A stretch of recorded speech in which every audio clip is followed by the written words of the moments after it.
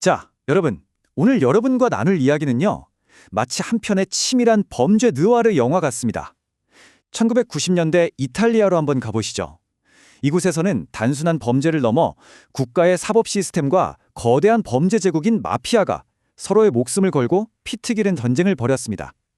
역사상 가장 흥미진진하고 스릴 넘치는, 하지만 분명히 실체했던 피해 전쟁에 대한 심층 분석, 지금 시작합니다. 화면에 보이는 숫자 500. 이 숫자가 뜻하는 게 뭘까요? 무려 500kg에 달하는 고성능 폭약의 무게입니다. 일반적인 암살이 아니라 전쟁터에서나 쓰일 법한 이 가공할 만한 무기가 이탈리아의 심장부를 겨냥한 거죠. 상상해보세요. 주말 오후 평화롭게 차를 몰고 고속도로를 달리는데 갑자기 도로 전체가 하늘로 솟구친다면요. 도대체 어떻게 일상의 공간에서 이런 말도 안 되는 일이 벌어질 수 있었을까요? 첫 번째 파트, 카파치 고속도로의 대참사입니다. 이 전대미문의 사건 현장으로 바로 가보시죠. 때는 1992년 5월 23일 오후 5시 58분입니다.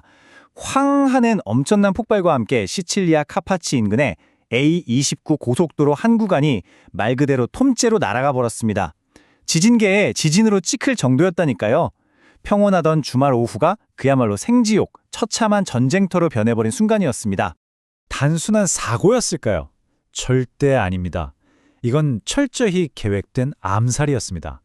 타겟은 반마피아 투쟁에 살아있는 전설 조바니 팔코네 검사였고요.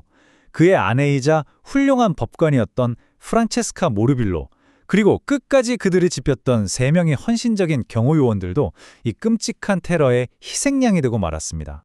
두 번째 파트, 돈의 흐름을 쫓은 검사입니다.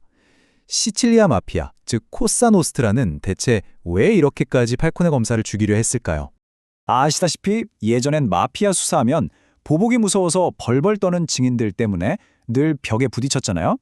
그런데 팔코네는 완전히 발상을 전환합니다. 바로 돈의 흐름을 쫓는 기법을 수사에 최초로 도입한 거죠. 이걸 통해서 단순한 동네 폭력 조직인 줄 알았던 마피아가 사실은 전 세계 마약 시장과 금융계를 주무르는 거대한 기업형 제국이라는 걸 만천하에 드러낸 겁니다. 진짜 대단하지 않습니까? 그 끈질긴 추적의 결과, 화면에 보이는 이 압도적인 숫자들 좀 보세요. 역사상 최대 규모인 막시 재판이 열립니다.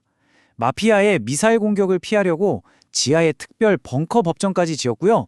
무려 475명을 한꺼번에 기소해서 총 2665년의 징역형과 19명의 종신형을 뚫어냅니다. 120억 리라의 벌금과 함께 말이죠. 그야말로 마피아의 심장부에 거대한 철퇴를 날린 겁니다. 세 번째 파트, 마피아의 500kg 폭탄 반격입니다. 코사노스트라가 국가를 상대로 전면전을 선포합니다. 1992년 1월 대법원에서 이 판결이 확정되자 벼랑 끝에 몰린 마피아 보스 토토리이나가 피해 보복을 시작합니다. 폭탄 성분 한번 보실래요? 와, 정말 등골이 서늘해집니다. 2차 세계대전 때 쓰던 불발탄을 지중해에서 건져 올리려고 어부까지 고용했어요. 거기서 TNT를 빼내고 군용 폭약인 RDX까지 섞었습니다. 상상이 가시나요? 실행 과정은 더 기가 막힙니다. 아예 고속도로와 똑같은 세트를 만들어서 사전 폭발 시험까지 거쳤어요. 그러고는 13개의 드럼통에 폭약을 나눠 담고 그걸 스케이트보드에 실어서 배수관 터널 깊숙이 밀어 넣은 겁니다. 그리고 언덕 위에서 망원경으로 지켜보다가 차가 지나가는 정확한 타이밍에 기폭 장치를 누른 거죠. 이건 테러가 아니라 완벽하게 계획된 하나의 군사작전이었습니다. 이 비극은 팔코네 검사뿐만 아니라 그의 아내 프란체스카 모르빌로의 목숨까지 앗아갔습니다. 부패 정치인들을 잡아넣던 훌륭한 법관이었던 그녀는 남편 곁에 있으면 목숨이 위험하다는 걸 뻔히 알면서도 스스로 운명을 함께하는 길을 택했습니다.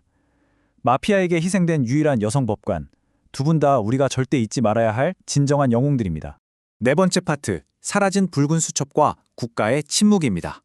여러분, 진짜 유혈 사태와 미스터리는 이제부터 시작입니다. 팔코네가 희생되고 불과 57일 뒤 정부가 팔코네 법령을 통과시키며 대응하던 중에 팔레르모 한복판에서 또다시 거대한 자동차 폭탄 테러가 터집니다. 이번엔 팔코네의 평생의 친구이자 동료였던 파올로 보르세리노 검사마저 목숨을 잃고 맙니다. 이탈리아 정부도 폭풍처럼 움직일 수밖에 없었죠.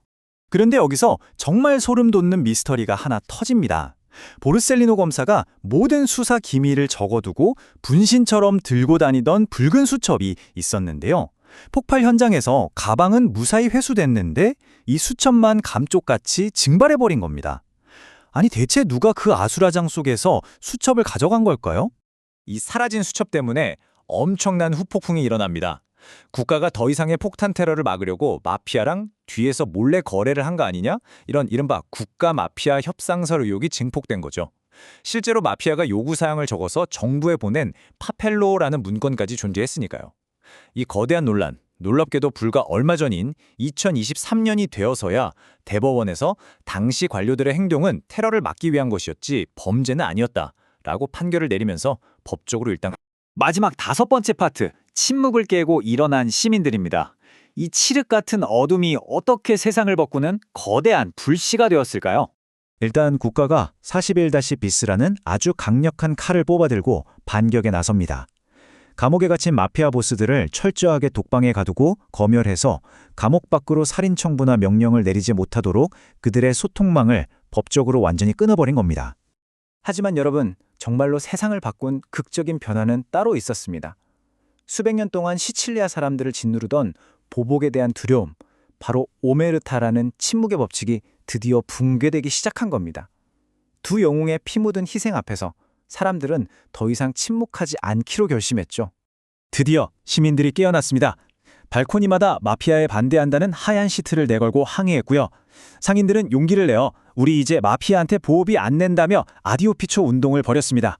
팔코네 검사 옛집 앞에 있는 목련나무는 지금도 전 세계 사람들이 찾아오는 불의에 굴복하지 않는 살아있는 저항의 성지가 되었죠. 팔코네 검사가 남긴 이 명언이 모든 걸 말해줍니다. 아무리 무시무시한 권력을 휘두르는 범죄 제국일지라도 용기 있는 개인과 깨어난 시민사회가 연대해 맞서 싸운다면 결국 산산조각 날 수밖에 없다는 것을요. 자, 여러분. 오늘날 우리가 애써 외면하고 있는 우리 사회의 어두운 이면은 무엇일까요? 우리는 과연 저들처럼 두려움에 맞서 당당하게 목소리를 낼 용기가 있을까요?